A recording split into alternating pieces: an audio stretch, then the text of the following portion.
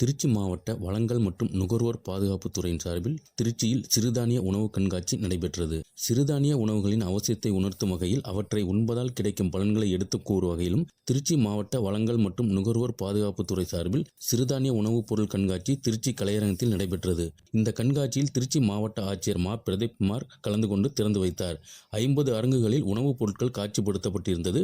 அதில் குறிப்பாக வளர் இளம் பெண்களுக்கான இரத்த சோகை குறைப்பதற்கு சிறுதானியங்கள் மூலம் உணவுப் பொருட்கள் தயாரிக்கப்பட்டிருந்தது. இந்த கண்காட்சியில் பெண் குழந்தைகளை காப்போம், பெண் குழந்தைகளை கற்பிப்போம் என்பதை மையமாக வைத்து இந்த கண்காட்சி நடத்தப்பட்டது. திருச்சி மாவட்டத்தைச் சேர்ந்த பல்வேறு பள்ளி, கல்லூரி மாணவிகள் ஏராளமானோர் இந்த கண்காட்சியில் கலந்து கொண்டனர்.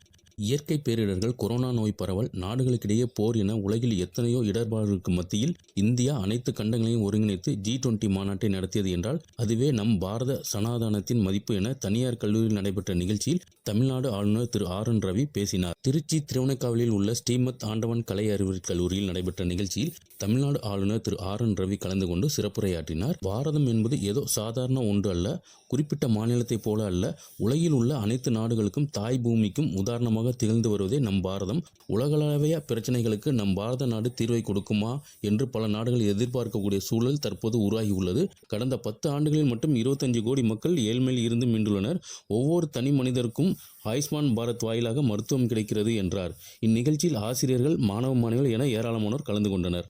கடற்படை காவல்படைக்கு நவீன ரக துப்பாக்கி திருச்சி துப்பாக்கி தொழிற்சாலையில் தயாரிக்கப்படுகிறது. இந்திய பாதுகாப்பு அமைச்சகம் கான்பூரில் செயல்படும் advance weapons and equipment India limited என்ற நிறுவனத்துடன் உறுதிப்படுத்தப்பட்ட ரிமோட் கண்ட்ரோல் துப்பாக்கிகள் உற்பத்தி செய்வதற்கான ஒப்பந்தம் செய்துள்ளது. இந்த துப்பாக்கி உற்பத்தி 5 வருட காலத்தில் இந்திய கடற்படை மற்றும் இந்திய கடலோர காவல்படைக்கு வழங்கப்படும். இந்த ஒப்பந்தத்தின் மதிப்பு 1752 கோடி.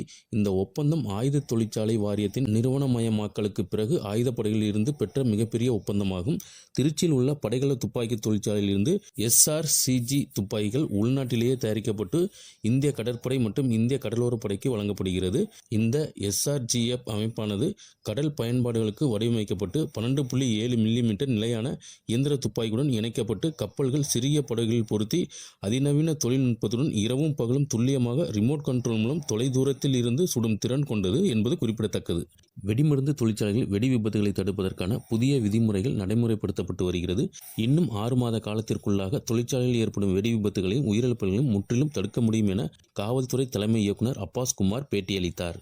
தமிழ்நாடு தீயணைப்பு மீட்பு பணிகள் துறையினருக்கான மாநில அளவிலான விளையாட்டுப் போட்டிகள் 2024 நடத்தி முடிக்கப்பட்டது. அதற்கான பரிசளிப்பு விழா திருச்சி சுப்பிரமணியபுரம் ஆயுதப்படை மைதானத்தில் நடைபெற்றது. விளையாட்டுப் போட்டிகளில் வெற்றி பெற்ற வீரர்களுக்கு தீயணைப்பு மற்றும் மீட்பு பணிகள் துறை இயக்குனரும் காவல்துறை தலைமை இயக்குனருமான அப்பாஸ் குமார் பங்கேற்று பரிசுகளை வழங்கினார். பின்னர் செய்தியாளர்கள் சந்தித்து பேசும்பொழுது, பட்டாசு தொழிற்சாலையில் ஏற்படும் வெடி விபத்துகளை தடுக்கும் பொருட்டு 3 மாதங்களுக்கு ஒரு முறை தொடர் ஆய்வு நடத்தவும், விபத்துகளை தடுப்பதற்கான தொடர்ந்து கலந்தாலோசனை கூட்டங்கள் நடத்துவதற்கு நடவடிக்கை எடுத்து வருகிறோம். வெடிமருந்து தொழிற்சாலையில் வெடி விபத்துகளை தடுப்பதற்கான புதிய விதிமுறைகள் நடைமுறைப்படுத்தப்பட்டு வருகிறது.